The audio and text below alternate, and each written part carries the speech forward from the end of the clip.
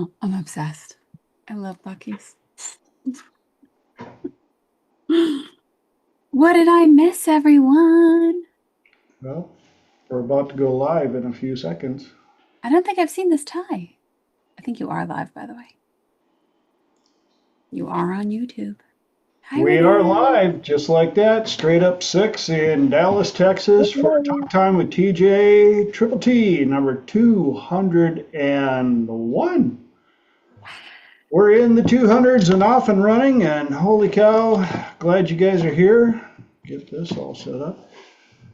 My name is TJ Zeville. I like to call myself a professional problem solver, but I always follow that up with, no, I don't know everything. I just have a unique way of being able to ask questions to help people find the solutions they are looking for. And yes, that is Mark joining us from inside of a hospital because that's the kind of dedication he has. So happy to see Feel you, better, my Mark? friend. Oh, yeah. We Um, had a little chit chat earlier. I had a procedure done today. Okay. Uh, uh, we did relating to heart disease, and the results were excellent. And yep, there are no blockages, and I'll be discussing tomorrow with the cardiologist, how to heal the heart, and just not manage a condition. So, and then I'll be headed home. Yay! When you got all those nice little ticky tickies going on the display right behind your head, we like to see those. Lots of tickies. Keep them going in the correct form and fashion. Yeah, we're trying to. Like I said, I'll stick around as long as I can. Um, Yep. they gave me some medications and for the procedure at 3, and I think they just kicked in.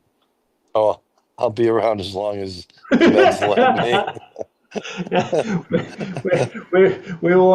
we won't hold you accountable for taking a nap along the way if that does happen. Fully understandable. Yeah. just give me a nudge. Wake me up. We, I sure appreciate you, your dedication showing up here, brother. All of so many healing energies and wishes heading your way. So all the above. Feels Uh, good.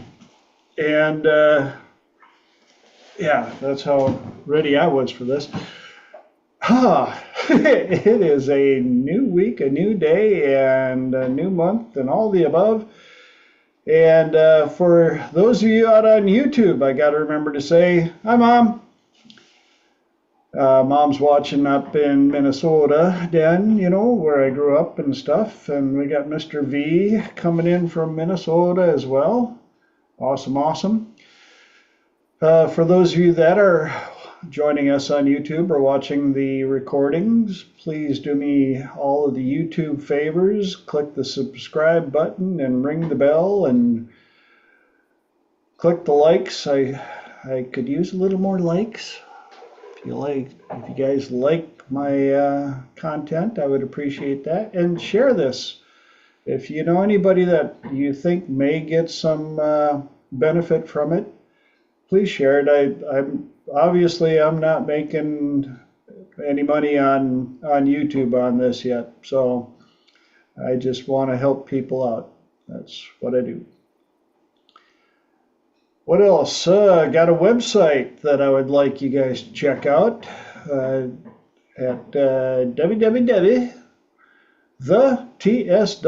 www.thetSWB.com, thetallskinny whiteboy.com. Um, if you're interested in the journey that got me to 2025, I've got a little thing on the About Me page. Click on that. It's only 6 pages long. Yeah, it's been a trip so far. But you can also find a few of the things that I have the privilege of helping people out with, along with anxiety, phobias, PTSD, grief. I work with helping people with relationship challenges. In fact, one of my clients is 15 days away from graduating his triple P protocol of 1 year. And we had a chat today about that. And he was very grateful at the insights that he never thought he'd be able to accomplish in 350 days. So that was fun. Speaking of fun, let's jump in real quick to stuff so we can get this show on the road. Time to introduce the tie of the week. That's right. Every week I've got a different tie. Been doing this since the first episode in 24. Found out I got a lot of ties. So here's the tie of the week. You may recognize this chap coming up right about there. Okay, I couldn't figure it out. Love that one. I really thought, hands down, Darkwing Duck, I think it is. I really thought that's what was coming out. Uh-huh.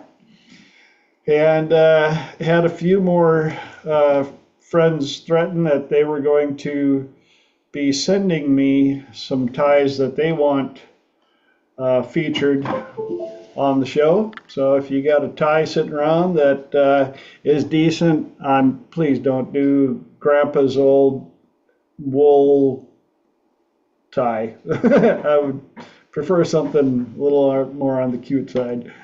It's just me. On to On the the cute next. side. What? It's just funny the way that you said that, on the cute side. The cute. Well, I like making people smile. In fact, my travel tie, those of you that know me well enough, is my Winnie the Pooh tie.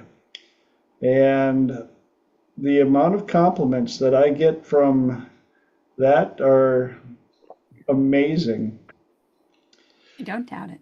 So, anybody got anything from the last 7 days they would like to share? Some cool stuff, some things that they're excited about? Go ahead. I don't know if Mark was going to pop in. I think he's dealing with Love hospital it. I staff see right that. now.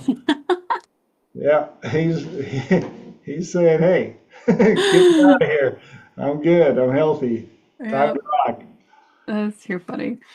I had definitely a interesting week and lots of shifts, and I wrote some stuff down. So I was able to go hiking in the woods over this past weekend, which was great. And I took some notes about perspective. So it's going to be really interesting to see if I can decipher what I was wanting to talk to you about in an hour or two. But I had a lot of insights and a lot of shifts, and I think it's so much fun about, especially when we talk about the people that resonate with us. I know Holly will often say, Matthew Hussey is somebody who really resonates with her. Elijah had mentioned a few weeks ago, and he had messaged me a number of months back about neuro knowledge. And I had tapped into it, I think, for like 5-10 minutes. I didn't really have the time.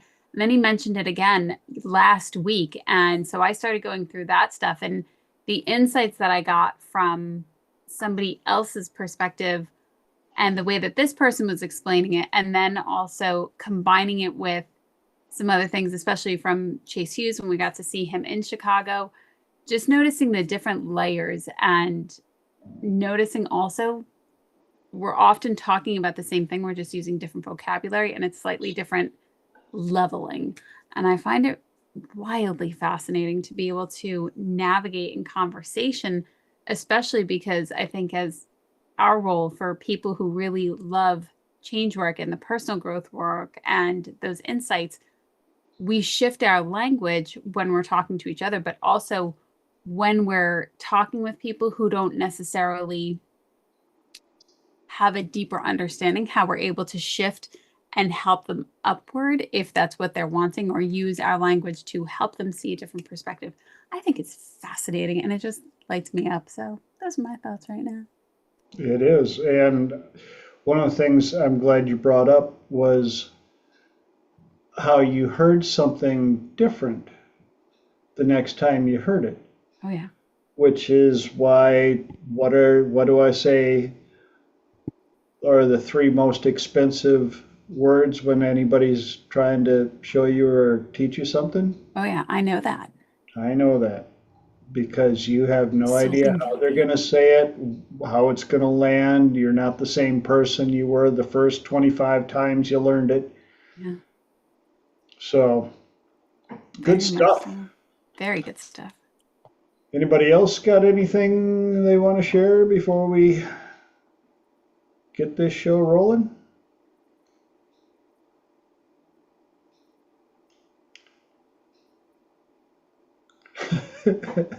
Is it the meds, Mark? Yeah. No, I'm trying to remember how to use this, the iPhone to do Zoom. Yeah, no, I had a client contact me this week. We've been working 6 years. He's been trying to uh, overcome um, some significant legal issues, and you know, he was and just trying to keep his, his heart and his spirits up, and he agreed after 6 years. Yeah, you can go now. We're not gonna we're not gonna keep you around, and he's like ecstatic. He doesn't know what to do, because he always felt if he did anything, he was going to be under observation or whatever. And he's he's so joyous now, and that was good to see, because he attributes a lot of his resilience to coming to see me every week. So it was very good to hear. That's Very cool. awesome. Very cool. Mm, I love kept him, success stories. yeah, kept him off the ledge. Yes. I love when I hear that people have been talking with you or with other people for several years. Because especially when you get to that breakthrough, sometimes it comes across that people can just have one session and, oh my God, their life is totally different. But I think Mm, there's a huge, huge opportunity for people to really notice how much their life has shifted because of one person, even though it wasn't necessarily in 3 seconds. It was over a period of time. And because of that one person and the insights that they've gotten with them over the years, I think is so beautiful and so wildly satifying. It just lights me up. So well, I'm thrilled for you, Mark. thank you. Like I said, that they see us, I tell them, hey, don't give up, because I'm not giving up on you. Yes. You know, Yes. when somebody believes in you, and refuses to give up on you despite, the universe turning against them, they know they have at least one person in their corner, and that one person can be the most important person in their universe. Yep. Yep. In Totally agree. fact, on Instagram, you guys are gonna. For those of you that don't know, I got booted off Facebook back in March. So uh, my whole thing now is just Instagram, which is kind of a blessing because I've got the algorithms feeding me a lot of really cool stuff. And one of the things today, not ironically at all, was the the power of having one person believe in you more than you do. Just having one person believe in you more than you do can absolutely change and do so much positive for you. Lenora. I love it that you pointed that out because I used to think, especially when I was working with somebody, or if I had, for example, I had tutors when I was growing up and I was not so strong in math at the time. And they would say, I know you can do it. I know you can do it. And I would think, of course you're going to say that. You're the tutor. We're like, people are paying you to say that. Of course you are. And that has shifted so much since I have actually started coaching people and my perspective has shifted. And even and the reason I say very specifically with adults, because when I do work with children, of course, I'm naturally upbeat. So that's much easier.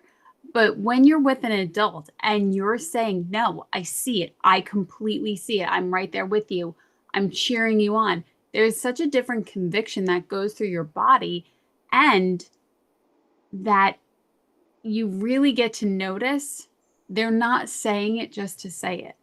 They're not just airy fairy or, like a fart in the breeze, like, yeah, have a great day. You could totally do it. It's completely different. Thank you for smirking, Mark. I like that. I just the word authenticity popped into my head. There you You know, go. Yeah. the power of belief. Yeah.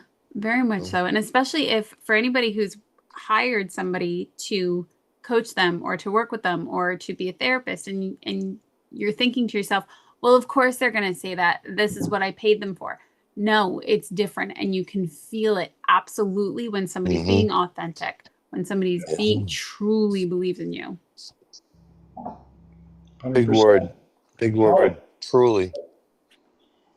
Yep. Holly. Sorry, I was thinking Mark could finish what he was saying, but so I was just gonna say too, for this year, I think this topic is particularly important. I don't know how many of you go to the Lotus Institute to get their yearly forecasts. Lillian Pearl Bridges, it's her. But this is the year of the Not snake, know this.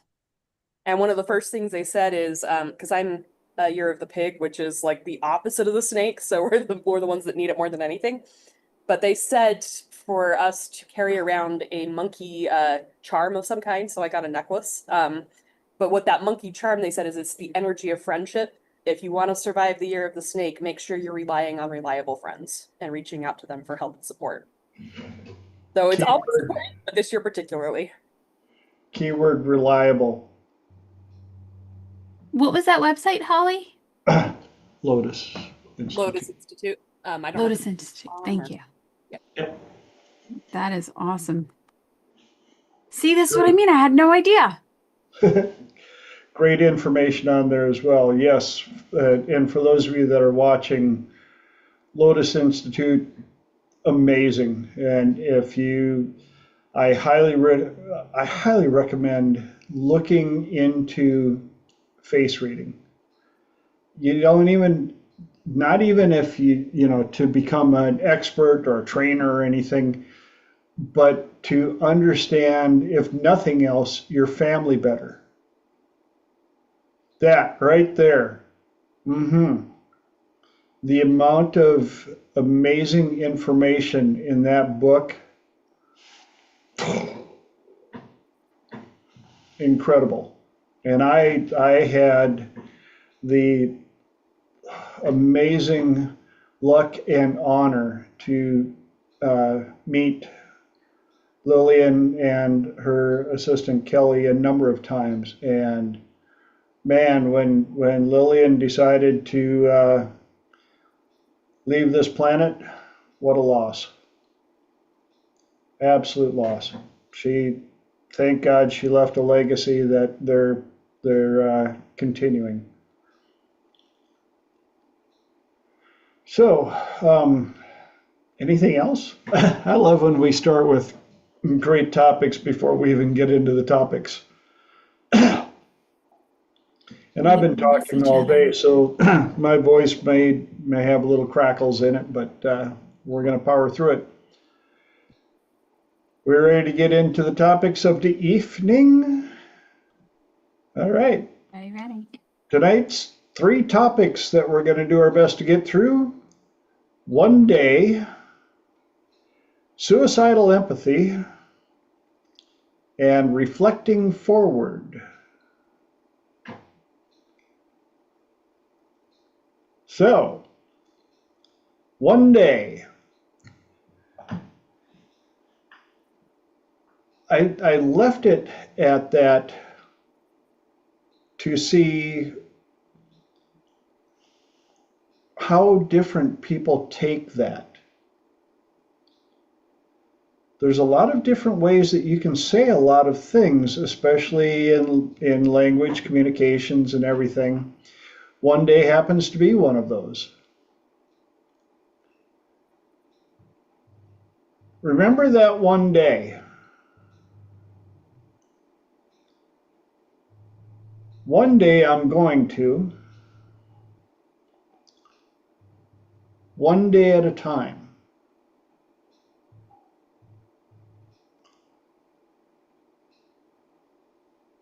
And the reason I brought it up is that could be one of those simple little post-its that you can post on places where you'll see it. And think about it in all of those different terms, in those different ways.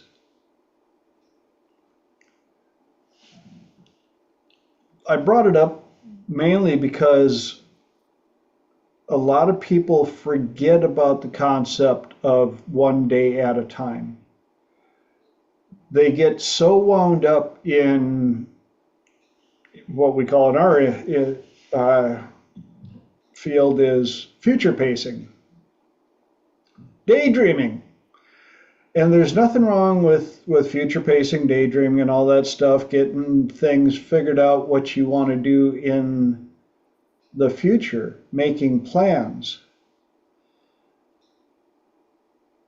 As long as they are motivating.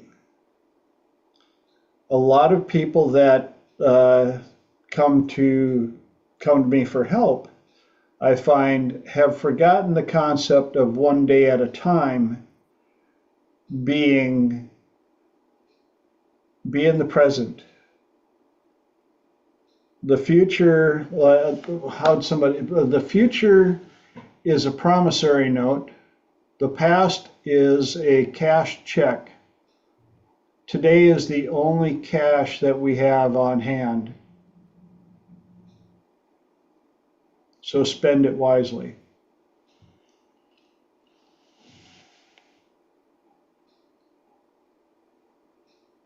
It's also, sometimes we have to remember tomorrow's a different day. If today isn't going the way you want it to, that happens. That's part of the human experience. And it also allows us to have something for reflection and comparison. You know, they've shown these people that have everything they want. There's no challenge. Especially children of wealthy people, wealthy, busy business owners. And you would think that these kids would be so happy. And they're miserable. Got everything they want. They don't have to worry about their next meal. They don't have, if they want the new Xbox game, they just, yeah, I want the new Xbox game. And they just go on and they go clickety click and it shows up. And they're bored with the new Xbox game in 0.2 seconds. And they keep searching for that dopamine hit. And they can't find it because their baseline is so flat that even the smallest dip becomes monumental. Oh my gosh, my world is ending. My frappe came with no froth. Ah! Really? That's your meltdown of the day? Well, if your baseline only has a tiny little wave in it at the most, of course it is. Now, those of us who have survived some actual challenges, who have a couple of stories in our file that make people go, oh, then what'd you do?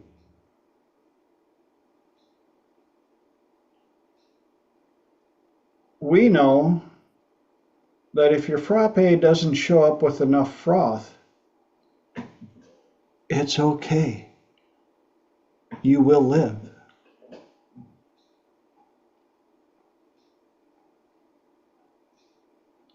Kind of like Now I know we got one person on here in San Diego, but I grew up in Minnesota, and I know that Greg wasn't born in San Diego. Joyzy. Yeah, Joyzy. So you've seen a little weather, but you also know as well as I do the people who were born and raised in San Diego and have never left. Mm-hmm. Their idea of weather is very different from those of us who grew up in the upper Midwest or on the northern East Coast. Yep. They're like, oh my gosh, the weather, it's 90 degrees, my face is melting. Oh my gosh, it's 50, we got to put a sweater on the dog. Meanwhile, those of us that grew up in Minnesota are going, I get it. It's okay. I understand. Your sidewalk got wet. We will rebuild. You're going to be fine. One day at a time. Now, the other part that I wanted to put on this is how many of us have those goals that aren't really goals? They don't have a date. They don't have anything really attached to them. It's just one day I'm going to do this. One day I'm going to get this done. One day becomes another one day until you find out all you got left is one day.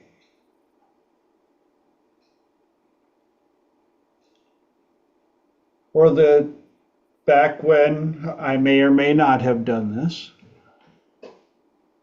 when there were projects for school or homework that needed to be done. How much time were you given? 2 weeks. When did you actually do it? In one day. Typically, the 12 hours that you were supposed to be having supper and sleeping the night before you had to turn it in.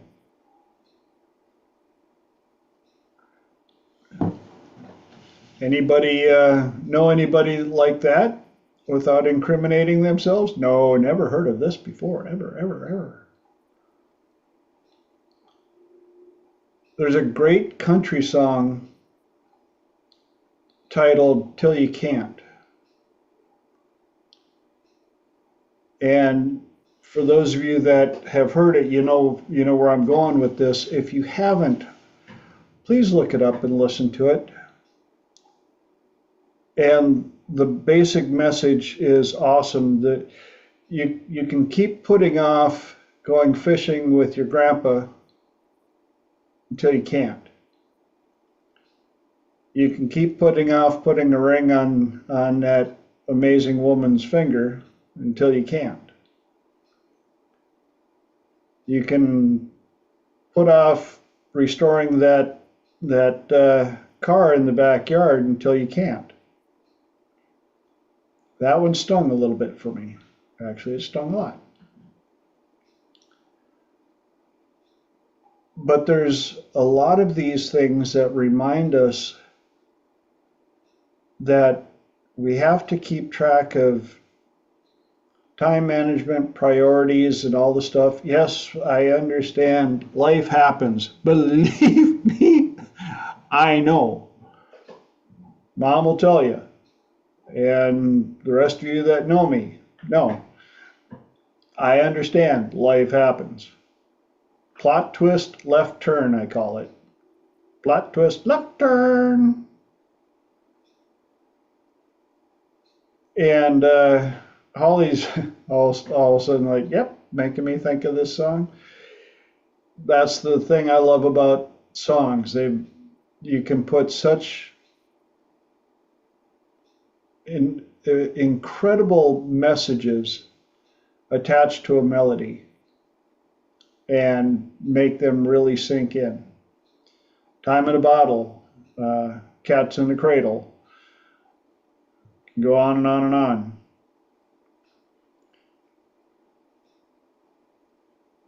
But when we're thinking again, one day or one day at a time, or that one day, when you choose to reflect, which one day do you reflect on?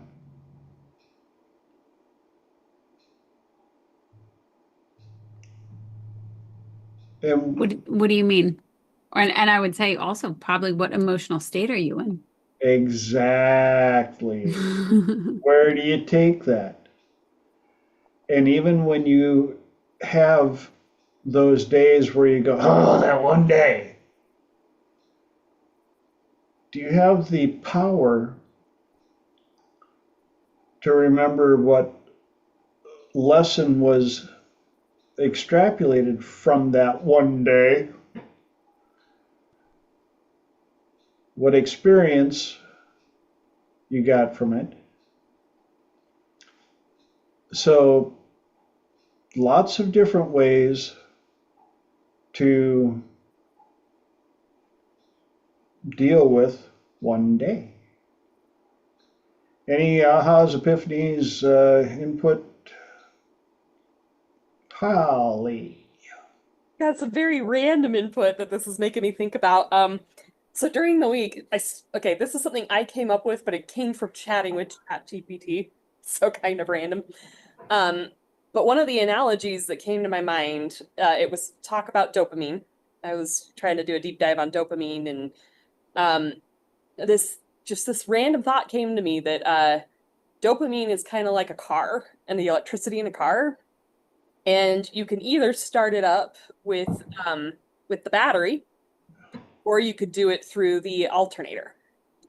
And so one of the things that kind of came up is, are you celebrating, hourly, minutely, or are you only allowing yourself to celebrate at the very end of the task every month or something?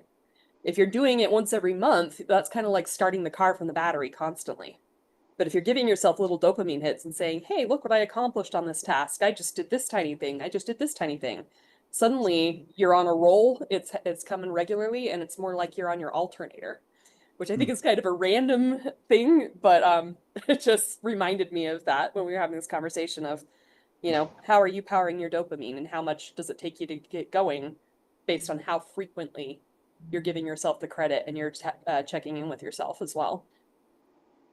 Yeah, exactly. And that's why it's so important that, that's why I brought up the protocol of the day planner for people that are dealing with depression, anxiety, and things of that nature, especially depression and a lot of bad attitude. You have to exercise the brain to realize how much good stuff is around you all the time. All the time. Is there bad stuff around you? All the time. What are you paying attention to? What are you giving importance to? What are you feeding energy to?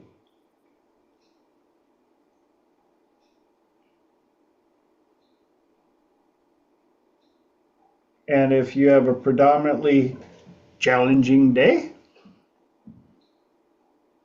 what is it? That's one day. It's a one day. The problem is when one day becomes 2 day, becomes 3 day, becomes floor. Lenora. I prefer to point it out as a tough moment and recognize that it is part of being human and it is part of the process. I don't enjoy them. And I do notice myself in patterns of when they might be more apparent. So, for example, like right now we have a ginormous moon outside, which is a great moon, and it might not also lead to the best sleep. So, knowing that those are things that don't necessarily support me, I try to line myself up so that it's not a one day that's a whole bad day or a stretch of bad days. I might go through tough moments and then really try to calibrate to pay attention even more so to the good in my day.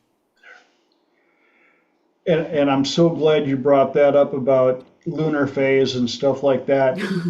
No, it's amazing. Same. You get these people that, "Ah, I don't believe in that stuff and that voodoo and blah blah blah, did it and that did all the above," and I'm like, well, even back in the day when I was young, that one day, I was managing a bar, and the owner came in on a Tuesday afternoon, and noticed that I had more than your normal amount of staff on a Tuesday or Wednesday. And he was like, "What are we doing? Wasted. Why is everybody in here?" And I said, "It's a full moon." "Well, that has nothing to do with it." I went, "Well, you might want to talk to law enforcement and emergency room staff. Um, all you got to do is watch the stats. Follow the moon phase, watch the stats." And I said, and if it isn't a strong moon or it doesn't show up, we're not sitting around chit chatting, smoking cigs, and having free beers. We're cleaning. Why do you think this bar suddenly looks better than it has in the last 20 years? And when we're done cleaning, if nobody shows up, they go home. But again, that's part of the planning for one day. If you know that you're really sensitive to full moon and retrogrades and stuff like that, don't use it as a crutch. Don't go, "Oh, the full moon's coming. I'm going to have a bad day and I'm going to make sure everybody knows it." Do your best to get through it as positive as possible. Lenora. There was something that I came across online today, and I think Holly will like this. This person was talking about the full moon, and they had said, if you're noticing this and this, you're not crazy. And I explained it a little bit more, and they said, and if you're listening and you think this is woo woo or this doesn't make any sense, you're an NPC. Don't worry about it. Keep moving, and or like scroll to the next video.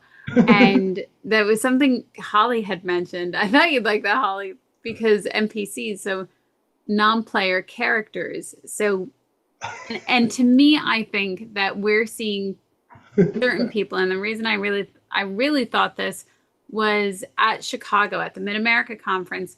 I had asked the question, how many people are here for the first time?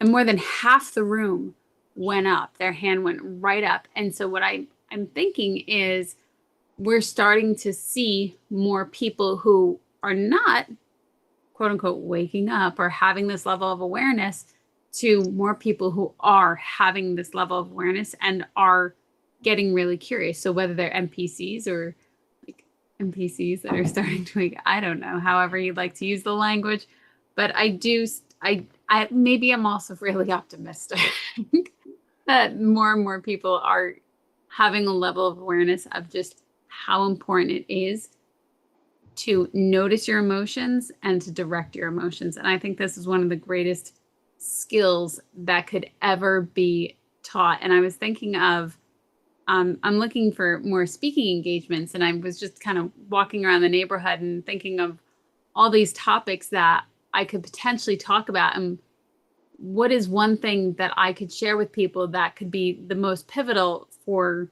30 minutes of their life, even if it was 30 minutes, whatever I got. And yes, there's a piece to being uplifting, but also to say, if you want to have true control, and I love the way that Chase frames it, because he talks about not being emotionally reactive. And in a world where people are so emotionally reactive, like you mentioned, TJ, like, oh my God, I didn't get foam on my frappe latte, da, da, da, da, da. It's really important to recognize how quickly our emotions are hijacked and how quickly we need to be able to notice it and recalibrate to gain control over our nervous system. Those are my thoughts on that one. I Yeah, went, "Yeah." but completely agree with it. It one of the other things, now that we're 20 minutes away from the top of the hour, um, I'll wait till Mark doesn't have to. Oh, looks like he's back because I wanted to bring this up. We're going to segue into the second topic of the night, which is suicidal empathy. The interesting part about that is Mark called me up and we talked about it a bit, and it really piqued my interest, my curiosity, and everything. And so I asked a couple of my clients what they thought that meant to them. And not surprisingly, their answers were completely different. One client focused on the first word, one client focused on the second word. And so, Mark, if you're up to it, you want to explain how you came across it and what your takeaway was on it? Yeah, I know there was some piece of a podcast that Jordan Peterson was talking about it, and how our um, our society, again, we're very well off. Sometimes we um we're but, we're always looking for a cause, looking for something to get our teeth into. And but if we get too far involved in other countries and other, like, Palestine, or basically, that could that empathy can become suicidal. It can become totally self-destructive, because of our position in the world. Most other countries and other people are more into survival than into empathy. So, um, so a lot of countries, Jews, not Jews, um, gays for Palestine. Uh, they people in Palestine don't really care whether the trans or the gays are, showing them empathy, because they're so involved in the survival aspect of just surviving day to day, that they don't have any time or energy left over for empathy. But as Americans, our society seems to always be looking for that rah rah cause, but if you go too far into it, you're spending all our resources trying to be em, you know empathic to all the all the less than positive things out there in the world. It can totally drain our resources, and it becomes suicidal. Basically, it can be very self-destructive, coming from a good place, but going too far, basically, with our empathy about other people and their their problems.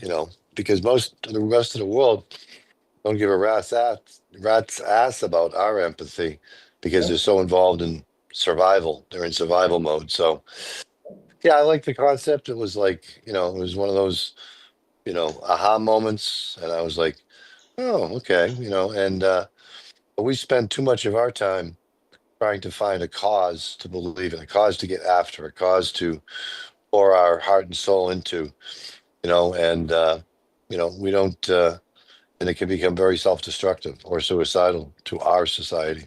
Yes. And now I got to tell you about my one of my clients' take on it. As soon as I said suicidal empathy, what's your take on that? My client went, that was my last marriage.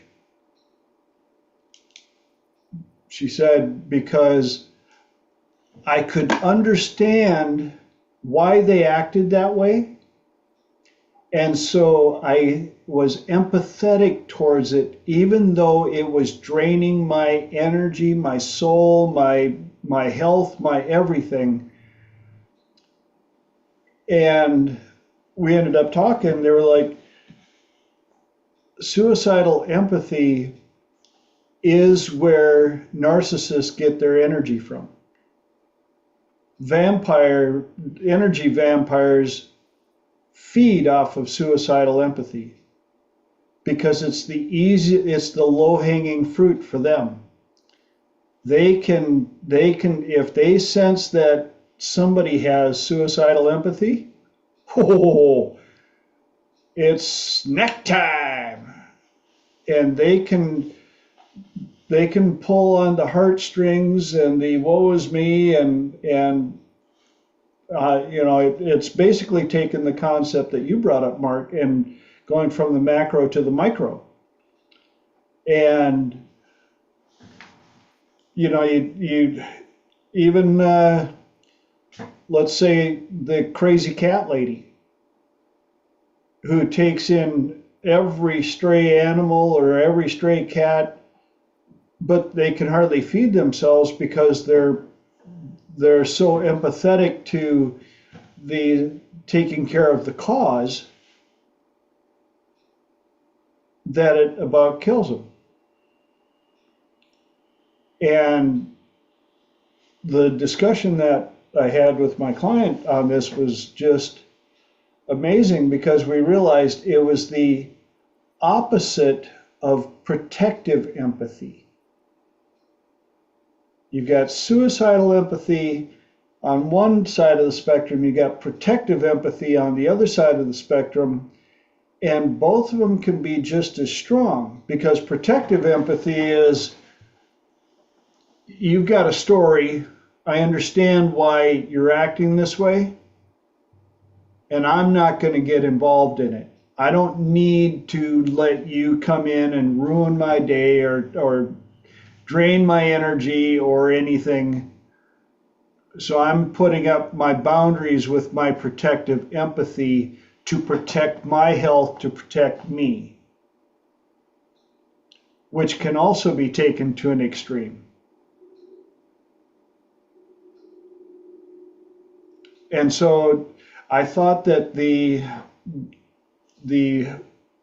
duality, the contrast between the two was really, really interesting, especially when I didn't front load the question for my clients. I just said, what do you think of when you hear suicidal empathy? Now, my other client focused on the first word and was like, oh, you think about people that are suicidal, and we've all had dark thoughts. If you really get down to asking anybody, they're there at some form or another, at some point in your life. That one day when you heard somebody had committed suicide, you thought about it. You had empathy for them, going, wow, I wonder what it takes to drive a person to that level where that seems like that is the only option. And that builds up a different form of empathy where you can either take it too far one way or too far the other way. And if you can take it into protective empathy in that light, that keeps you from doing it. You understand, if you get into that dark of an area in your life, you're like, God, now I understand even better what these people may have been going through or may have been thinking when they got to that point. But I'm not going to do that. Or because I understand what it feels like, and I wish they would have reached out, I need to reach out. And so when I heard that version as well, I was like, wow, this thing is, and I'll be with you in just a sec, Mark, but when Lenora did her keynote, one of the other questions she asked was, raise your hand if you've helped somebody who was suicidal. How many people raised their hand, Lenora? A good number of people. Yeah, almost at almost 70% of the room, if not Yeah. more. And that, when you think about the fact that half the room was first timers, so they're not even really in the industry. Hmm. A couple of the people that we met were just following different speakers. Like one was a fan of Chase Hughes, heard that he was going to be speaking at this event. That's why they signed up for the event. Hmm. So you take those stats, that type of a level, and then ask how many have dealt with people who are suicidal, and that much of the room raises their hand. Now, suicidal empathy gathers another facet. Hmm. The number of people that I've worked with who were suicidal, even before I made this a career, was crazy. I started thinking like, am I the magnet for people that are suicidal? Maybe. I don't know. Maybe it just because I've got big shoulders that are tear absorbent and I've got a good ear and I want to help people. I would say those are all amazing characteristics. But regardless, I'm so glad you brought that up, Mark, because that was just one of those, like you say, holy cow, I'd never thought of that process. And The that, yeah, no, I was going to say again, I think like anything else, generosity, other good qualities, they can be taken to extremes. Um, and so it's a continuum, and you have to ask, and you have to be able to self-monitor and be mindful of how much energy you're putting out there, because you can exhaust yourself. The mhm. squirrel popped up, a cartoon that I've been carrying around for a while, and it's shows a bunch of little fingers going out into the lake, and it said, no man is an island, but some of us are long peninsulas. That's too much protective empathy. Yes, yep. Holly. A couple of thoughts that came to me when you're talking about that. The first one is a statement I've started saying to myself is, for anyone I love, I will walk to the depths of hell to help somebody get out of hell if I can tell they're serious about it. I don't expect it to be linear. I expect it to be messy. I don't expect it to be instant. But the second somebody asks me to take up residence with them in hell just to keep them company, I'm out. And I cannot tell you how many times I've had to go back to that. But then just another thought that I thought about just from this topic in general. So I took a mental health first aid course a while ago, and I was just also thinking too how sometimes our over empathy makes it so we think that it's a taboo topic and we can't talk about it. And one of the things they really went over in there is refusing to say the word, making it a taboo topic you can't talk about. Those are all things that make it more likely to happen. So yes, it's totally fine to recognize this is above your pay grade and to recommend to somebody who is helpful, but making it a taboo topic and saying you can't even say the word, all that does is hurt people. So if you want to have true empathy, don't make it a taboo topic. Yeah. Lenora. Holly, you had mentioned a couple of times Oh, I'm blanking out. A squirrel ran away. Empowering the victim. Something like, because when you just said that you won't stay with them there, there's another phrase that you use where they're playing a victim and you're encouraging that or enabling that. I'm forgetting. Do you know what phrase it is? But it sounds really similar. Enabling would be the word. Yes. Okay. Also, the other one, I think, I don't know if this is the other one too. Sometimes when you only pay attention to someone's suicidal ideation, that's the only way they get attention. Mm-hmm. Forcing that pattern as well, even if it's not consciously on either side. Mm-hmm. Yeah. Thank you, Howard. Yep. I've witnessed all the above. And that gives us 4 minis to see if we can actually fit 3 in.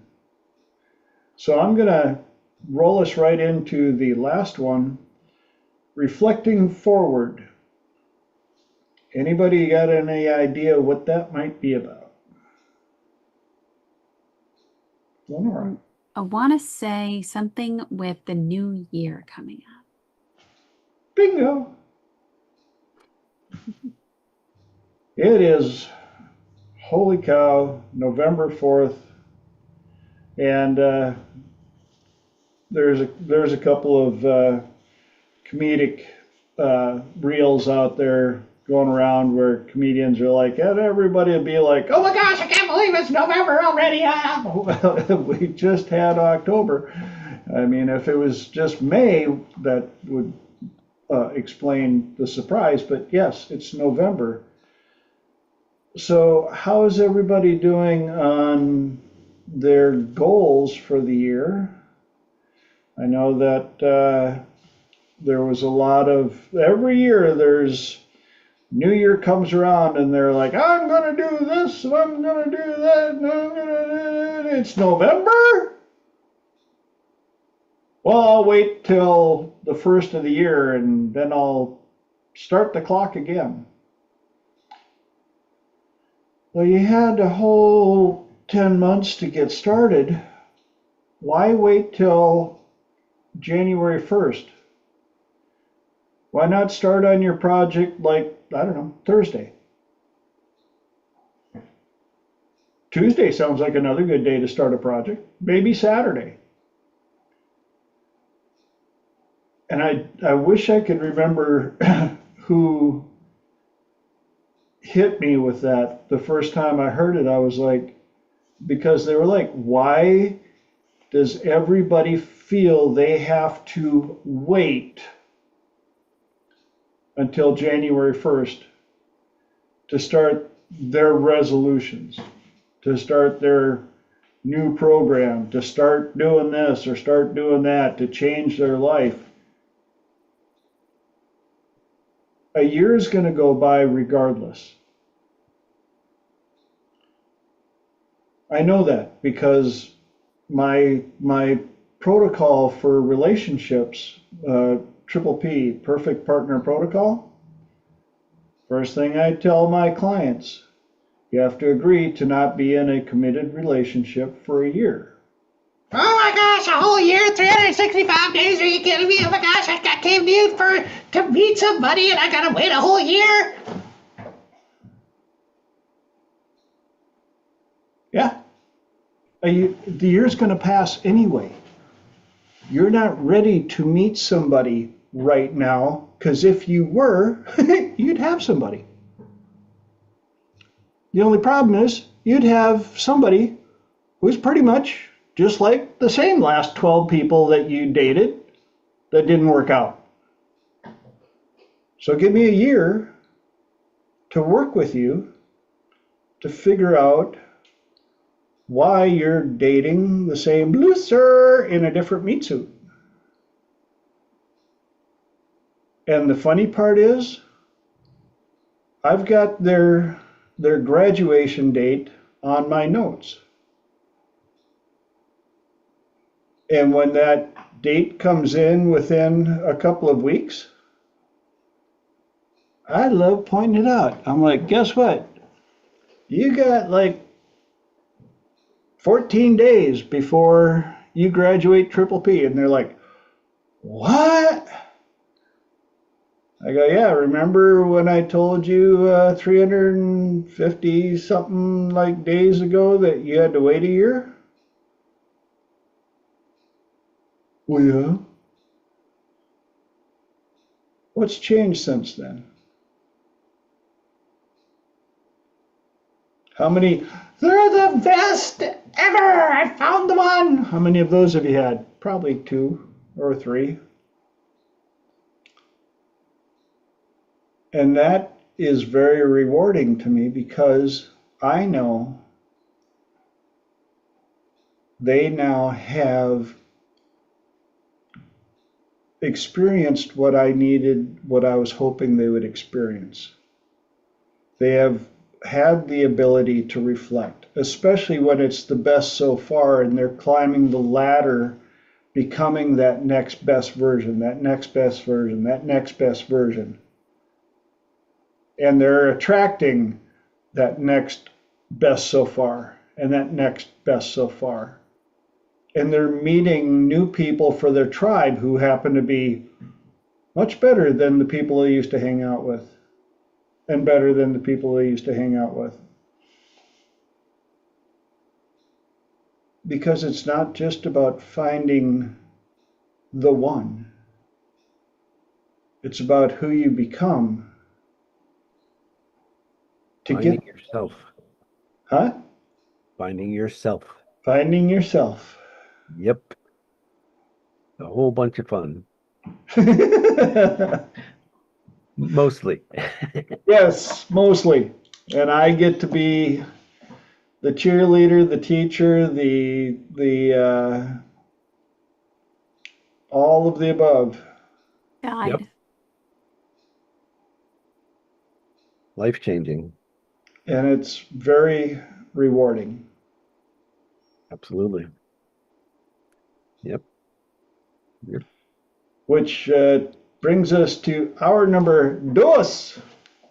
And for those of you that are joining us for the very first time or watching the recording for the very first time, this is where the magic happens. I forgot to tell you about this early on, but it's a 2-hour show. The first hour you just witnessed. Second hour is where we shift gears, and it's open mic, open platform. Anybody on the call can bring up a topic or ask a question, and I let all the people on the call answer first because I like to learn as well. And if there's, after everybody's answered, if there's anything I think I can add to the mix, that's when I toss in my 2 centavos. So, who's got a topic or a question for hour number 2?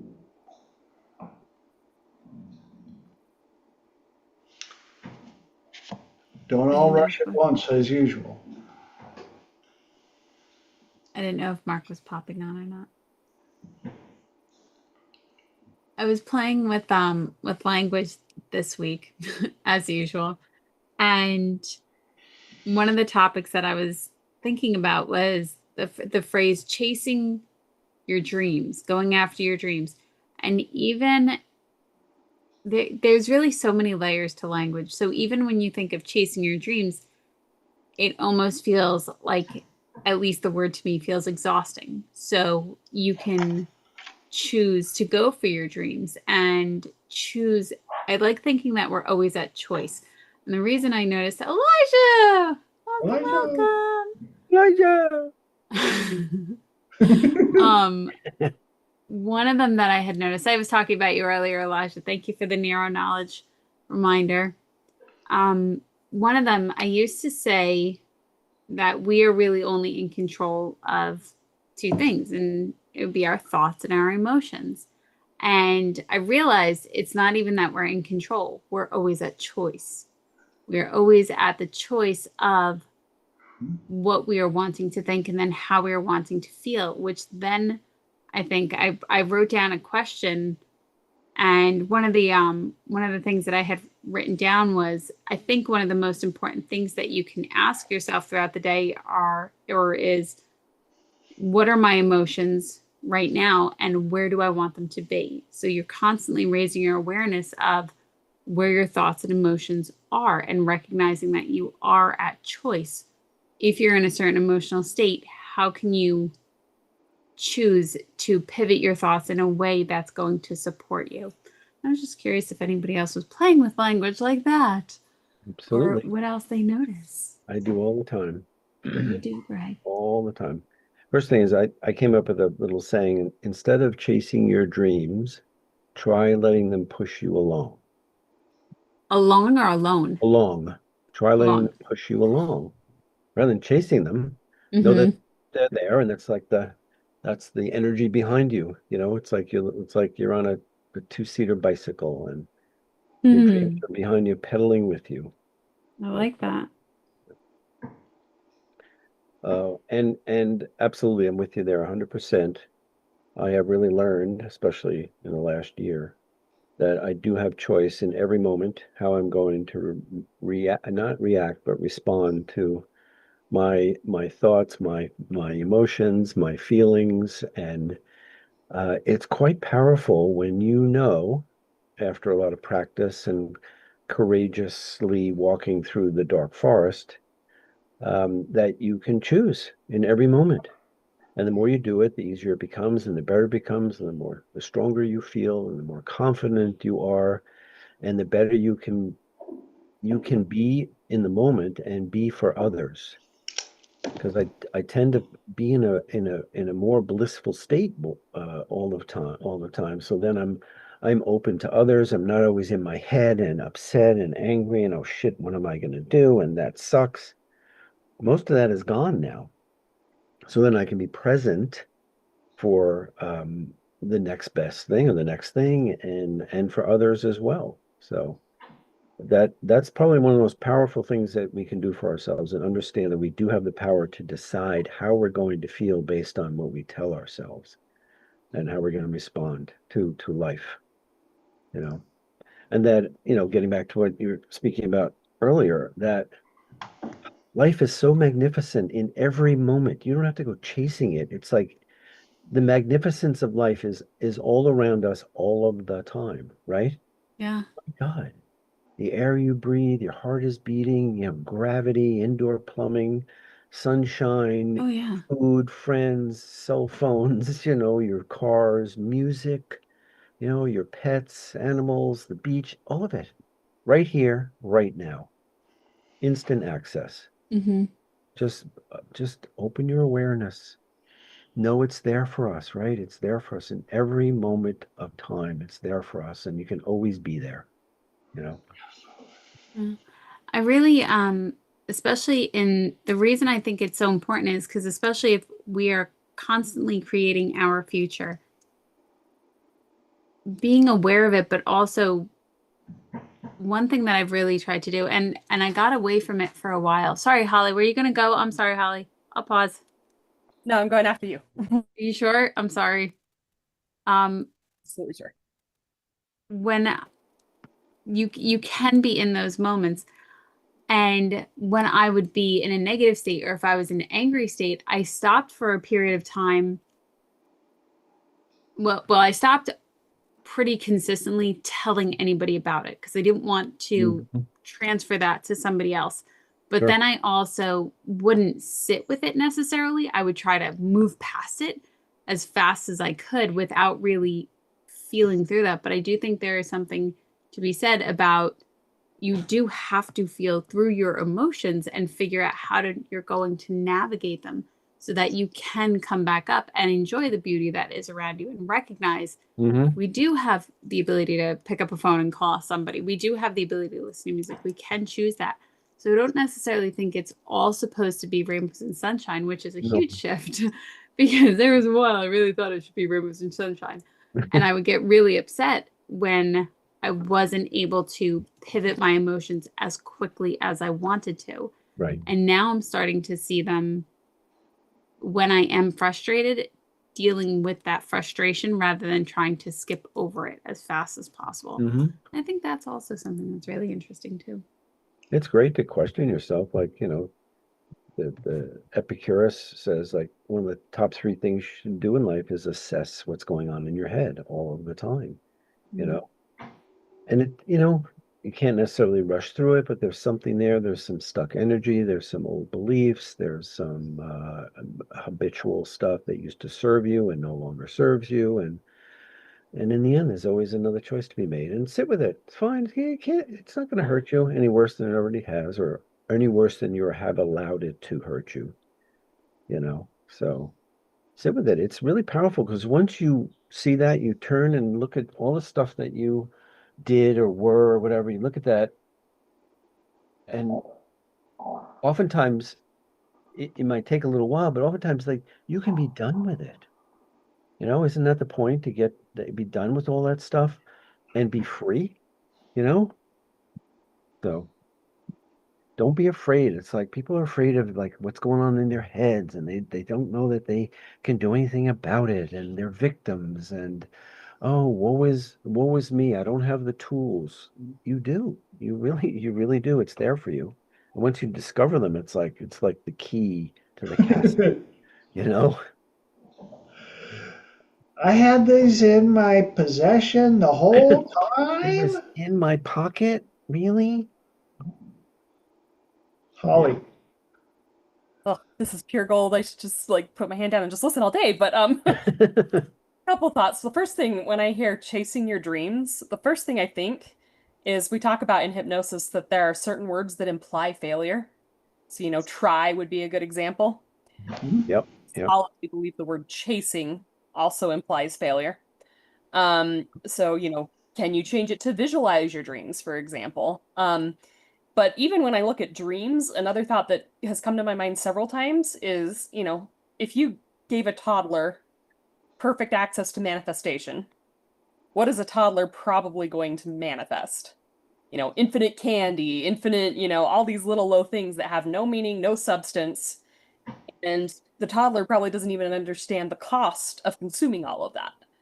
So, I'm not saying don't have dreams. I think we should have dreams. We should have purpose, but I think it also is sometimes important to reach inside ourselves and say, you know what, I'm open to visualizing this, and this is my current, goal, my current path, and I've looked inside to see if I think it aligns with my path.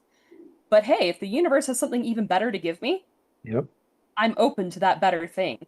And that better thing might look kind of ugly at first, but once I actually truly get it, maybe I'm going to get the steak dinner instead of the candy bar, and maybe that first bite isn't going to be quite as sweet, but once I'm done, I'm going to feel so much more fulfilled, and it's going to be such a much more fulfilling meal when I'm done. So, step one is recognizing, hey, I'm going to embrace whatever the universe sends to me and assume that it's the thing I'm supposed to have. And then another thought that's been coming to me a lot is this idea of task mode versus, I'm going to call it brainstorming mode. I think we're meant to spend time in both. And some have said it and forget it. I don't think this is solely, we've gone on through a lot of that in the past couple days, and it's helped a lot. But I think another aspect of set it and forget it is because once you get into forget it mode, you go into task mode. So when you're setting it, you're in brainstorming mode. And when you forget it, you're in task mode. And a couple of things that have just popped into my head of good examples of task mode. So one is from a song, and the lines just say, then wake up and do something more than dream of your mansion above. Doing good is a pleasure, a joy beyond measure, a blessing of duty and love. Just kind of this idea of if you just sit there and dream about all the good things you could do and all the wonderful things you could do, or you could actually get out there, stop just, sitting on your couch dreaming and actually do something. But then another one that came to my mind, this is Gordon B. Hinckley was talking about his story. And basically he was out and he said, there's no point in me trying to do what I'm doing. It's a waste of money. It's a waste of time. And he wrote this letter home to his father saying, I give up, everything's pointless kind of situation. And his father wrote him back a very brief letter, and it said, Dear Gordon, I have received your recent letter. I have only one suggestion. Forget yourself and go to work. And so sometimes that pops into my mind too. That, sometimes we're waiting for whatever it is to manifest, and sometimes there's a growth period, and we may not understand it yet. But if we forget ourselves and go to work in that period, what we end up getting at the end, like I said, might be that steak dinner instead of that Tootsie Roll that we thought we wanted. Yep. Michael. Question for you, really quick, and I'm sorry for being late. I've kind of missed the majority of this, but question towards Holly when she was talking about a toddler. If you gave the toddler the ability to manifest anything they want, I think you shortchange the toddler, in my opinion. I think most toddlers, depending on what level they are, if they're not speaking yet, I think they've got a connection that most humans, most adults, most teenagers, everyone has missed and let go. And you know what I'm saying? I don't think they're just food driven, potentially. I don't know. I don't have a toddler, but I've just seen, like, when I helped raise kids in the past, when they're young, they just look at everything with love. And I think if you gave them the ability to manifest anything, I think they would just make more love around. Maybe that's wishful thinking. Thought? I will say I don't think they'd exclusively necessarily, manifest candy. And maybe I'm a little too young. Maybe I should go a little bit older. But I do know there are some kids that I babysat that if I just said, you can have a wish, they do like love, but it's not top on their heads. The first thing they would wish for is just a bunch of candy because that's all that's in their mind. I don't know what age So that I how have. old were those kids that you were babysitting? I thought they were about 3, but maybe they were older. Maybe I'm remembering wrong. Yeah, no worries. Could they speak? Well, Kind of. Okay. Michael, All right. Michael, you beat me to my angle on that. Is Holly is actually pretty close. I've been around enough kids, and one day I'll grow up myself. But they will think of the things that they're lacking or really wanted: puppy, kitty, a bicycle, and it made me realize that that's why even today I need coaches, mentors, tutors when it comes to doing stuff like manifesting, because sometimes even as adults, with some of the people I've worked with, their vision is really short. Narrow, yeah. They want the immediate gratification, or I gotta have this money. If I could just have it, if I could just win the lottery, or if I could just come up with 10 grand. And a mentor goes, well, what if you built a residual income that would pay you 10 grand every month? Right. Huh? And not realizing that the universe sent the mentor and the business to supply a better form of that income than you had originally thought. Just my 2 cents. I agree. I think you find what you look for. Yep. And the neat thing about what you provide, and pretty much everyone on the call, is we all find better ways to look for things that they want. We break it down a little bit further. Why specifically do you need the $10,000? What is the thing that you're actually trying to manifest? Oh, you want to manifest feeling more powerful or having more freedom with your time or with your money. Okay, so let's manifest that. You know, we narrow it down. We find out. We ask better questions. And we teach them how to cut the anchors, cut the chains to the anchors that are holding them back, and they don't need any extra fuel or thrust or energy to fly higher. Exactly, because we're all batteries. We're all charged. I was listening to a neat video the other day, and it was talking about karma, and it was talking about action. So, like, for example, action, reaction. And if you go to start your car, you put the key in it, we turn it, your action, the reaction is your car starts, right? But what if the car doesn't have a battery? Is the car going to start? You're putting the key in, it's not it's turning, but it's not starting. So we need to ask a better question. Well, why? Oh, it needs a charge. Okay. Boom. Now if we charge the battery, now your car's going to start. You know what I mean? As long as you got fuel. Oh, forgot about that part. There we go. You know, and so karma can be linked to the battery, or it can be linked into the fuel, it can be linked into other things. And getting out of your karma and different things. It was a neat little segment I was listening to. I liked it.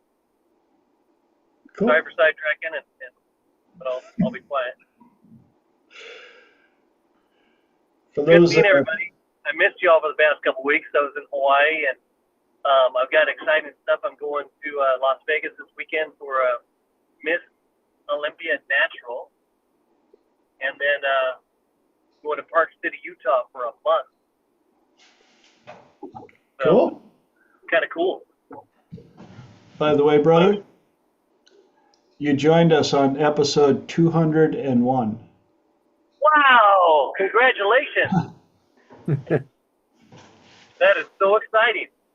Yep. Yeah.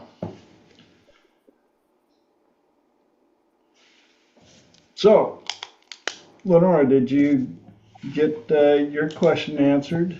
Very much so. And I think one of my favorite phrases, Greg had said, don't be afraid. And I've heard this a couple of times, and the idea more of God and prayer has been popping up much more in my life over the last 2 weeks than it ever has in my entire life. And don't be afraid is, I believe, the phrase that is said the most in the Bible. And fear not, thank you. But it's not even that. It's actually said across, according to one of the things that I came across from Chase Hughes, it's said across every ancient text. Yes. The most frequent phrase is fear not, or don't be afraid. And I find that fascinating because there are so many things that even Dolores Cannon had alluded to, that fear is part of the fun. It's there for entertainment purposes. And it's a real mind bender when you sit with it. That's for sure. Mm-hmm. What were you going to say, TJ? The part that you reminded us that Dolores Cannon pointed out.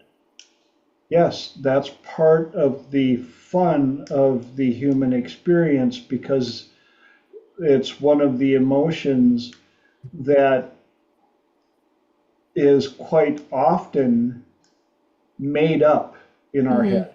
Yep. And then even thinking, when you think like of all the worst things that have ever happened, how many of them actually came true in your life? Mm-hmm. Yep. What's my quote on that one? And who was it? Mark Twain or something said, out of 100 things that I've wasted my energy worrying about, 99 of them never happened, and the one that did wasn't anything. Mm-hmm. Wasn't as bad. The fear can be conceptualized as an anagram. Fear, false expectations appearing real. Yes. Yep. Even false evidence appearing real. I do think Greg and TJ need to get together, and perhaps Mark, and you all can make a trio of wise words. Not a bad idea. Yeah. It could happen. It could happen. Yeah. What's happening right here? Just buy my book and you'll have it all. Yeah, when are you going to get your book on Amazon so the whole world can benefit from it? While you're researching that answer real quick, I'm going to let Holly jump in. I want to know the answer too. But a random thought that just popped into my head too. I was just thinking dating. And in dating, what happens when you chase somebody really too aggressively? they run away, right? What happens when you stay still and let them chase you? How do you know that that's not what's also going to happen for your dreams? And the scriptures often talk about blessings being like the dew from heaven. You stay still and it comes to you. So, and then just also, I've often heard faith and fear cannot coexist. So by definition, if you have fear, you don't have faith. And by definition, if you don't Yep, have absolutely. Yep, yep. Don't we tend to get caught up in the details? I used to a lot more. Now it's like I just put it out there. I have trust and faith that I have a certain intention. There are things I want to do and accomplish and be, and I just put it out there. And it's not my job to decide how it's going to happen. You know, that's in Source's hands. And if we live in trust and faith, let Source decide, and then just look for the clues, right? Be in the vortex as much as possible. And then I tend to not see any fear at all because I'm not worried. I'm not attached to any particular outcome. I can embrace everything that's going on and stay very open and go, oh, I wasn't expecting that. Okay, what's here, you know? Yeah. I just I'm turning into a pumpkin here, folks. So I'm gonna gently bow out for the evening and wish all well. And we'll catch you all next week. Great, Mark. Take Healing care. energies your way, brother. Thank you for taking the time and making that level of effort. Truly Thank you. appreciate you, brother. All right. Have a good evening, folks. Sleep You too. well. Working on it. And when they wake you up in the middle of the night for you to take your sleeping pill, remind them you were asleep. Yeah. You're in the Sounds like a hospital. plan. You're in the hospital. You okay? What's happening? I'll catch you up later. He's Heart doing very disease, high well. blood pressure. I'm on the mend. Okay, giving you good vibes, man. Sending you big, big, big good vibes and hugs and lots of love, brother. All right. Good night, folks. Yep. Take Good care. night. Well, brother.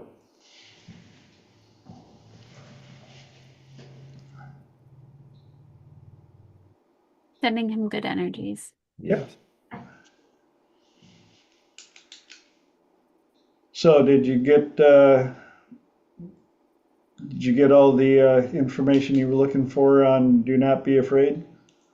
Yes, very much so. I find it fascinating. I really do. Mm-hmm. If I remember right, in the what we know as the Bible now, after all of its revisions, it still says "Do not be afraid" 365 times. Yep. Mhm. Yep. The most quoted words or phrase in the Bible. Yep. And when Chase Hughes pointed out that every religion on the planet, every religious book has that phrase in it. Yep. Probably many times too, right? Yeah, Which just goes to show you how dense we are, that we need to be reminded so often of what should be so obvious. No, I don't know if it's so much dense as it is, and I don't know if it's a remembering Yeah. or an understanding or seeing it from a different perspective because there are so many ways to twist it. I don't Mm-hmm. necessarily think that we're dense as much as how deep this is, Yeah.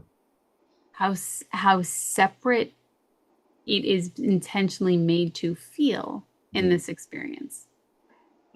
Real quick on that, it was also geared towards ancient people who were a whole lot more vicious than we currently are Yep. in a lot of cases. You know, you had to have the rules. Before that, it was like, okay, I'm going to steal from my neighbor, or I'm going to take their cow. I'm hungry. So then they had to have the rules.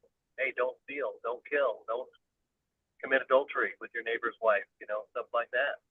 yeah, Or you're going to go to hell. Well, what's hell? Well, it's bad. You don't want to go there. They needed that kind of stuff because people used to be really bad. You look at,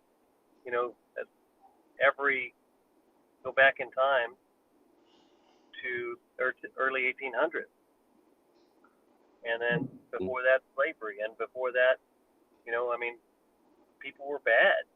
They were mean. The Vikings in Valhalla. Absolutely. Yeah, we're going to go out and rape, pillage, and kill, and if I die in battle, then I get to go to Valhalla and fight in battle every day and never 100%. die. And never die. Crazy. Well, how about if you don't kill? Well, what would I do then? Farm? Do something good. Yeah. Oh, shit. Yep.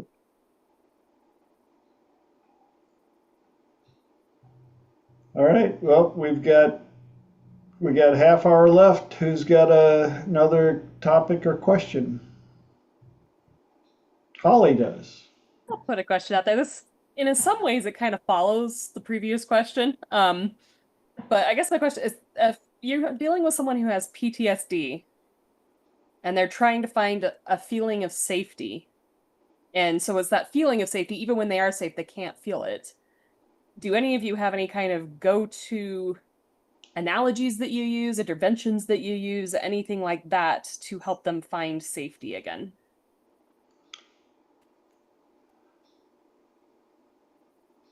Go ahead. Lenora knows this one. Well, I don't know if Renee was going to chime in because I've been enjoying her perspectives last couple of weeks. She's had such great insights. And well, I mean, I should say I always enjoy them, Renee. Safety was really hard for me when I first started to explore it. I couldn't sit with it. And I remember feeling like almost like a hot potato. Like something just couldn't feel safe. And it took a while to, it was like the top layer of safety. Like if it was a swimming pool, I was finally able to somehow float on top.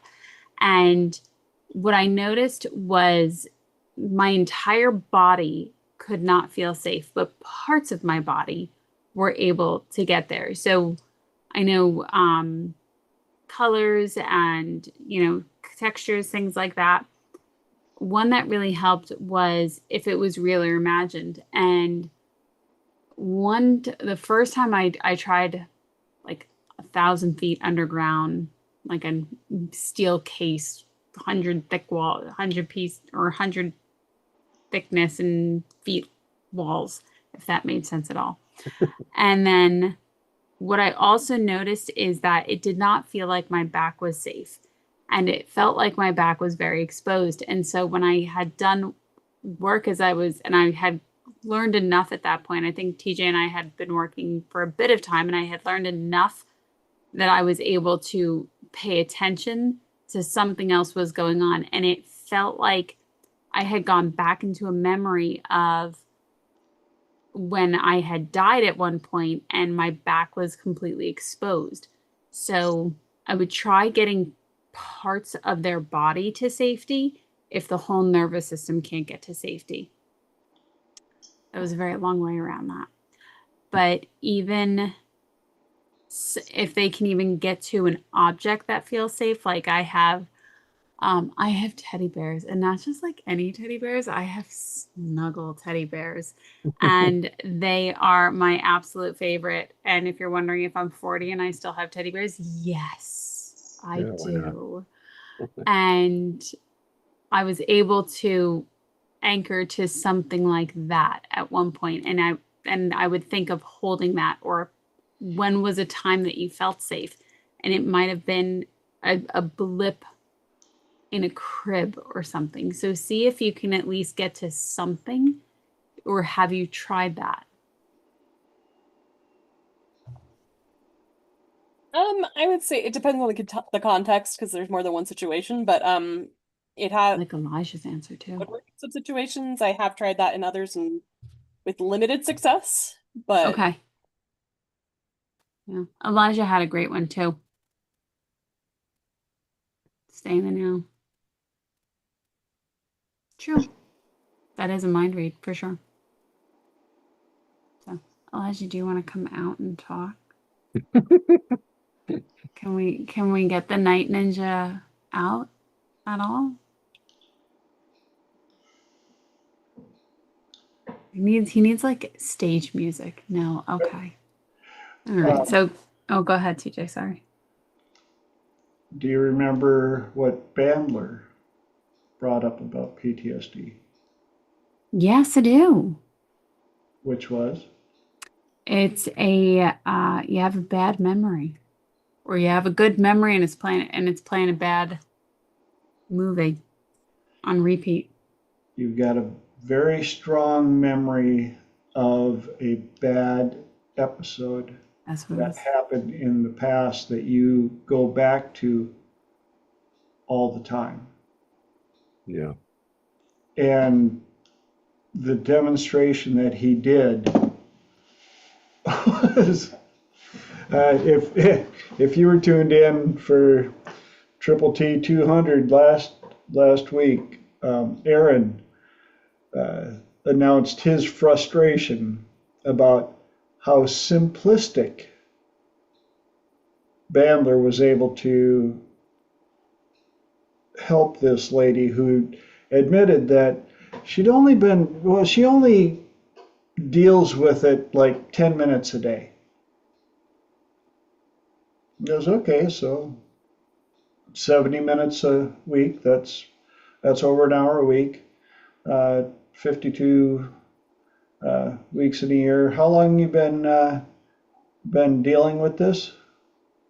And so if we take that amount of time and then we multiply that times the next 10 years,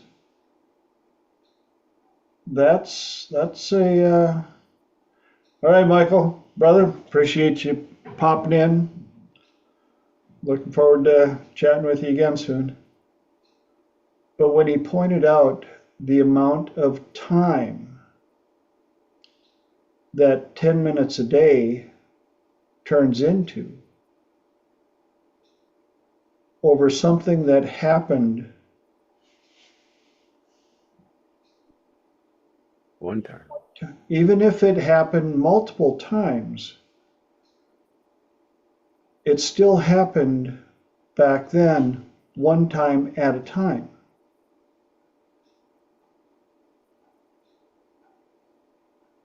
And today, you're still investing around 10 minutes a day. What would you rather be doing with that time for that thing that only happened back then that you survived that isn't happening in the future?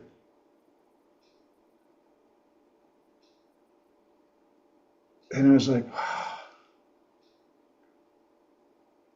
And he didn't even make her come up with the answer on stage.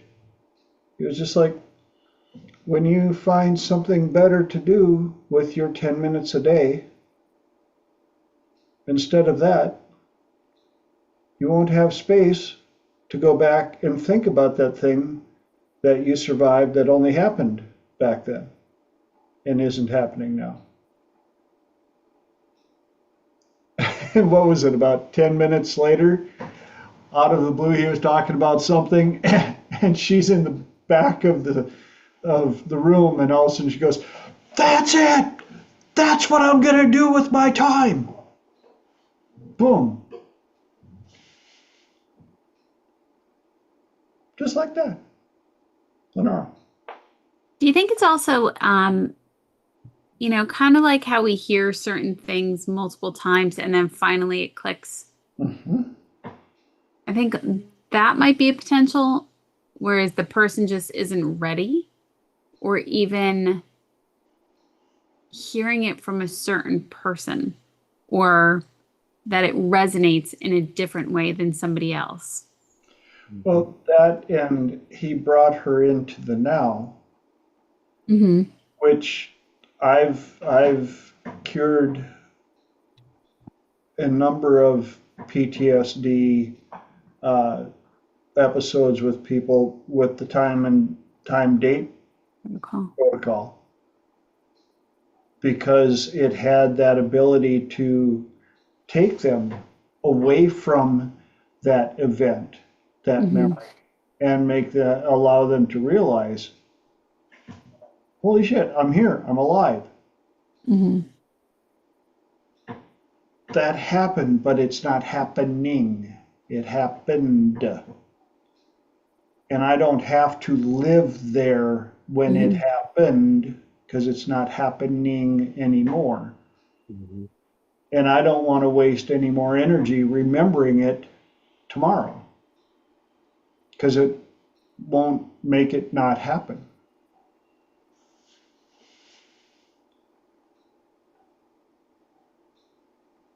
So, Holly. I think, oh, That kind of a random follow-up question. This is more a thought experiment than anything. But what if you're dealing with somebody very extreme, but like say they're currently in a concentration camp or they're currently a child in an abusive household and they can't get out. So it is still happening. How can you help them find safety where they're at until they can get out, like within the danger until they can get out of it, if that makes any sense? Well, my answer is get them out, get them professional help, call the police, call the breathe. Yes.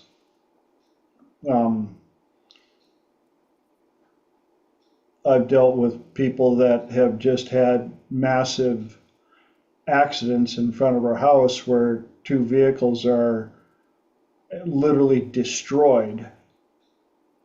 And oftentimes that would be people going into shock or something like that. And that was the other one, breathing and get them into the now. The worst is over, you've survived. Now what do you want to do in the next 2 minutes, 3 minutes? Get them thinking, I'm here. But if they're in an abusive relationship or something of that nature, and it's that bad, you got to get them out, get them away from it. yeah.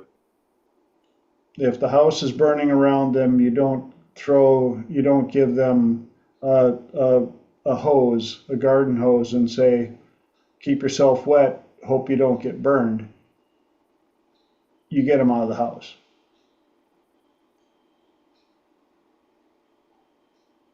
Give them the tools, give them the knowledge, give them what you can, but also don't hang out with them in the house while the house is burning.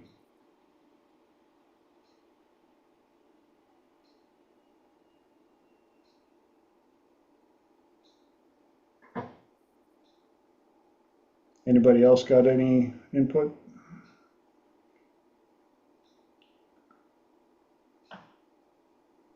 I agree.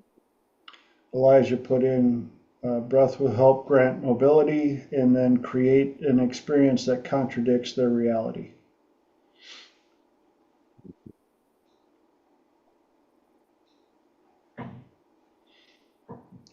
Part of it is also, Squirrel just delivered this.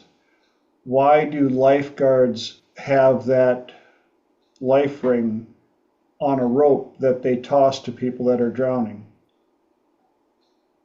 So they don't get pulled under themselves. Because the drowning person, if they get a hold of you, will push you under to try and keep themselves afloat. And then you both die.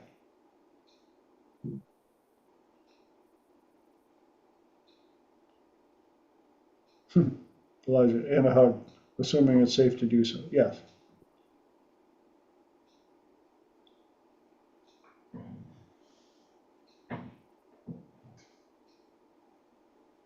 That answer your question, Holly?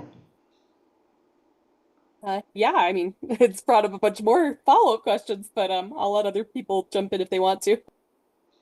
I'm listening, Holly. We got 15 minutes to fill, so we're going to need something. I don't know why this all I had this memory pop up of somebody saying that, because I was talking about, being in safety and not wanting to move forward and take risks because I was so caught up in the safety of where I was at. Um, and she said basically safety is an illusion, which I think is probably true. So I guess there's another thing to explore as well is safety is an illusion, but also is not an illusion. So like, how do we, what's the word, put together that paradox? Elijah's got his hand up.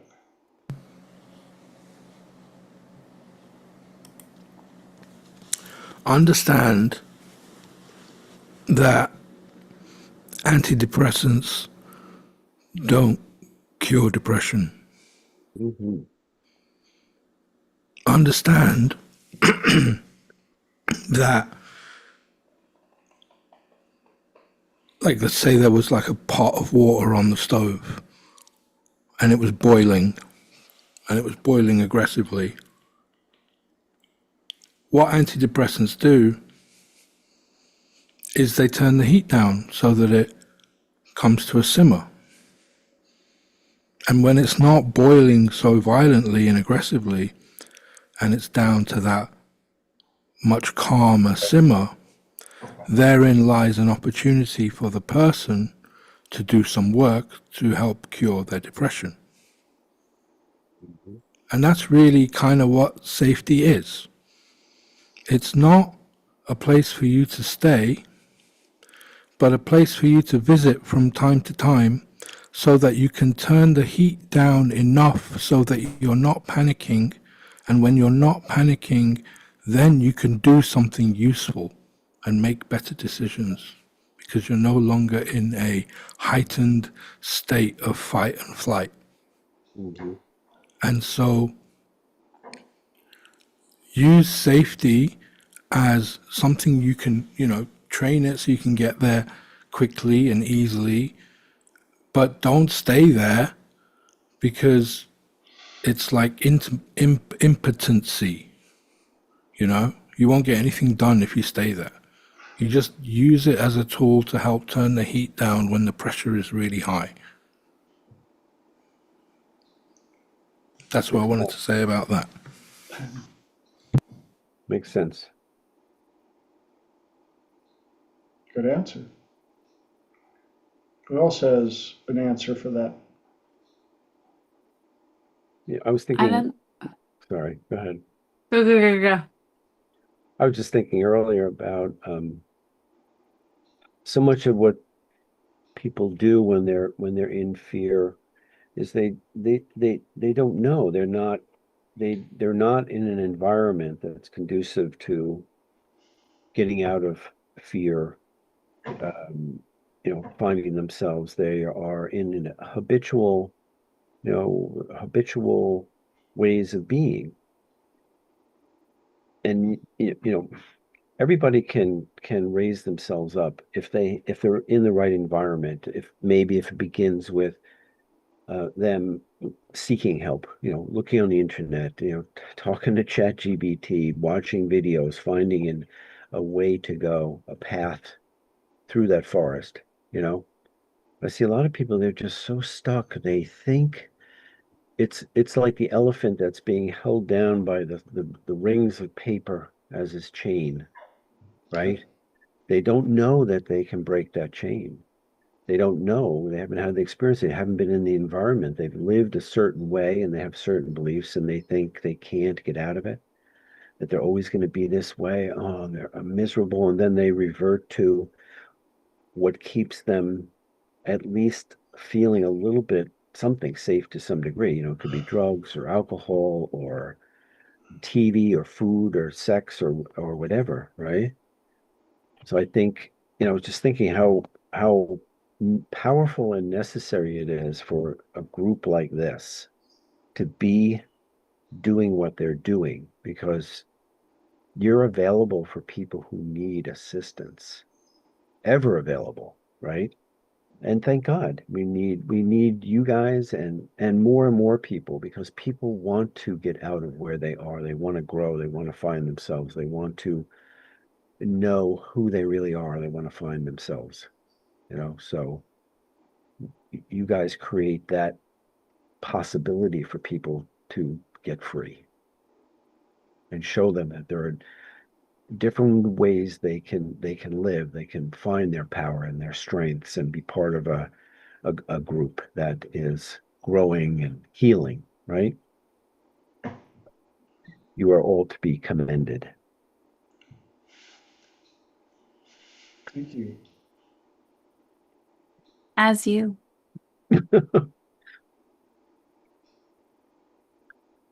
I do what I can. I have no official training really, but I have good. Yeah. Yeah. Neither did I, but I know that you've touched and changed lives as well. So whether you understand the tools or you have the names for the tools, you still have been using them. PJ and I have spoken of this quite frequently, how, it's a blessing to feel like you've been asked to be of assistance, that you have something, it's like it's quite humbling, right? When you recognize in yourself certain qualities or values or, capabilities, and it's proved when you speak to people who need to find themselves. You speak to them, and after a short time, their eyes start to glisten, and you're connecting with them. It's like, I don't know how this happened. I don't know why it happened, but thank you for allowing me to do this and be in this place with somebody and have maybe a little bit of confidence or knowing or something. It feels really good. It really, really does. It feels necessary and important and valuable, you know.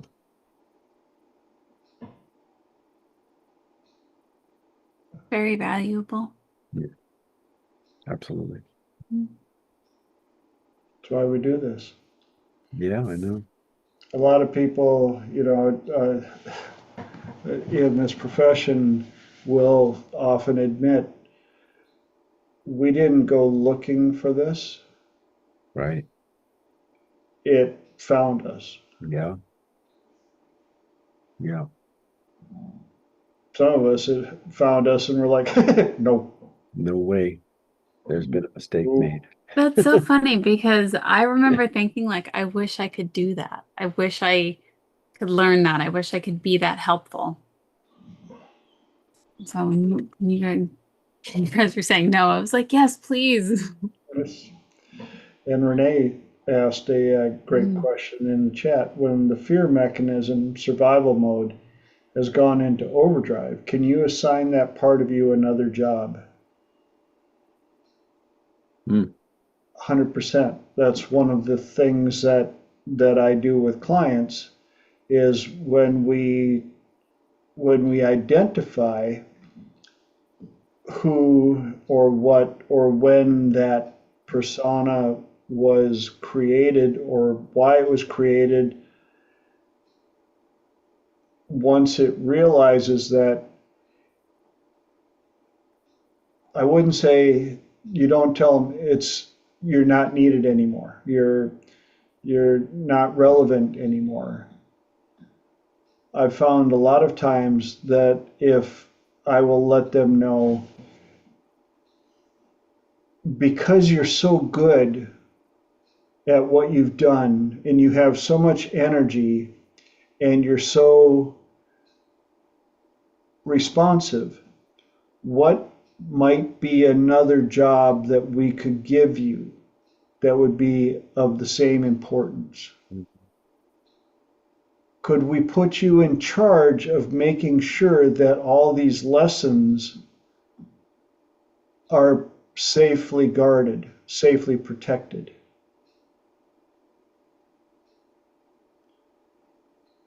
And I've had a number of clients where they were like, I never thought of that. Yes, you've survived the event. We know that to be true. You've discovered that there were lessons that you learned from it. You know exactly what they are.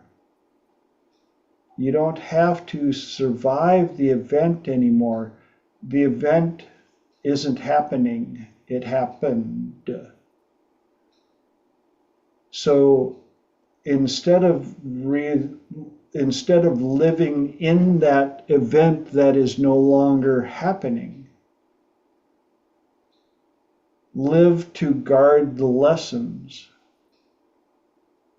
instead. And oftentimes I will get that part of their persona to agree and go, oh, okay, I can do that. I can keep track of this.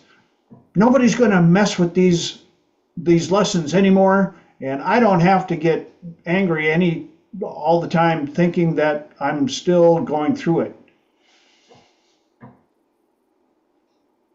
So that's my take. Anybody else got any? I saw that Elijah and Renee were going through, and Elijah's got some good info as well, that you need to change the state first. It needs to be loving and appreciative and accepting. The part that did a good job, and we want to acknowledge that. We want to thank it for helping us survive, and we want to invite it to rejoin us. Yes. And that's where, when I can get it to take on another role and still feel part of the system, it often will comply quicker.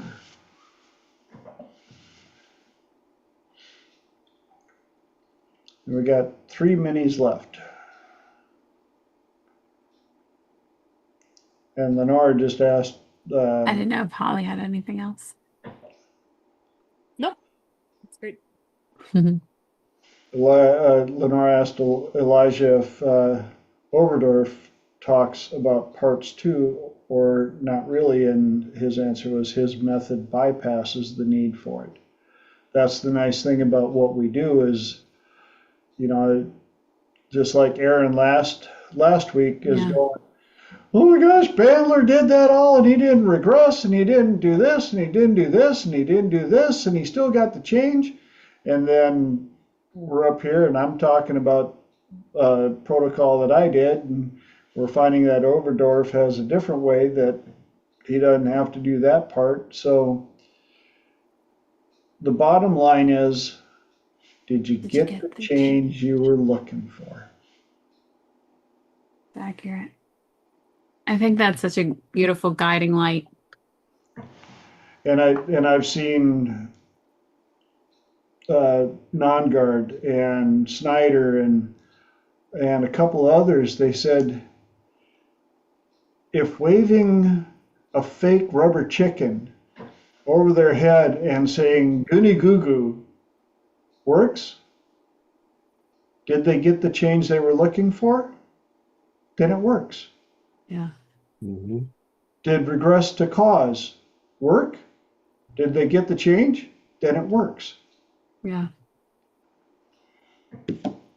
Don't let your ego get so caught into what you think you have to do that you're not willing to do whatever works for them. Mm-hmm. Elijah. If ever your ego does get in the way and is wondering what to do or how to do it or what technique should I use next, or I only have 20 minutes left in the session, and or I think I'm going to try this. The moment any of those thoughts come in your mind, understand that you have left now and you're no longer present. And if you're no longer present, then you're going to miss the action with the client, because you need to be there then in the moment with them to see what's happening and to guide them. And So what do you do? How do you stop it? How do you change it?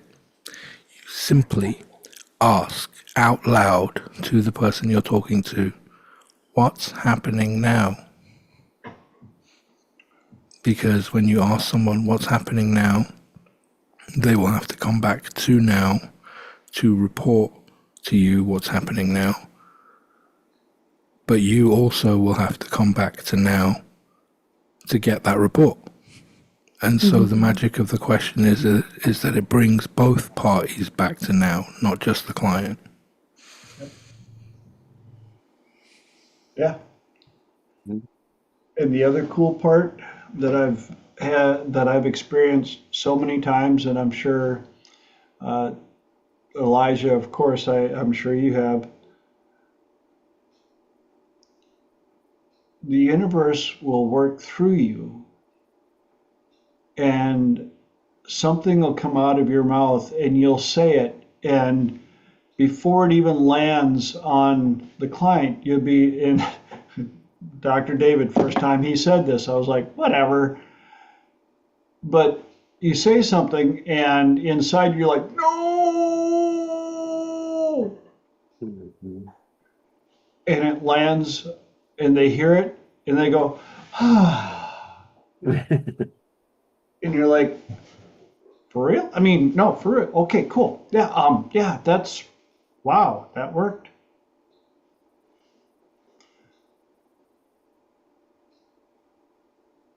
As long as you get the change they're looking for. At this point, I don't care what it takes. I just want my clients to get the change and have a better life. Very much so. And that takes us just past the top of the hour. So, number 201 is in the books Yay. and done. Not Brooks and Dunn, but in the books and done. So, thanks again, you guys, for giving me a reason to get in front of this camera every Tuesday night and allowing this discussion and this feedback and all the things that you guys add to this. I cannot thank you enough. I wish I could give you the time back, but because I can't, thank you for offering up your precious commodity of time. And yeah, just before we close out, Elijah put in, oftentimes people will ask, how did you know to say that? Or it's exactly what I need to hear. And yeah, I just shrugged too, because it's one of those things. It just flows. I've been called metaphor man, and people would be like, how'd you come up with that? Trust me, a lot of that stuff, I don't have time to pre-think the metaphor. It just simply shows up, flows out, and I've had people go, oh yeah, I get that. Yeah. And I'm like, good, and they're like, wait a minute, how did you say that again? I'm like, I don't know. I have no idea, because I didn't rehearse it. It just, from my gray matter right to yours, no rehearsal, straight out. Please don't ask me to repeat. Yes. Yes, Elijah, please don't ask me to repeat. Yep. Are So, we not channels?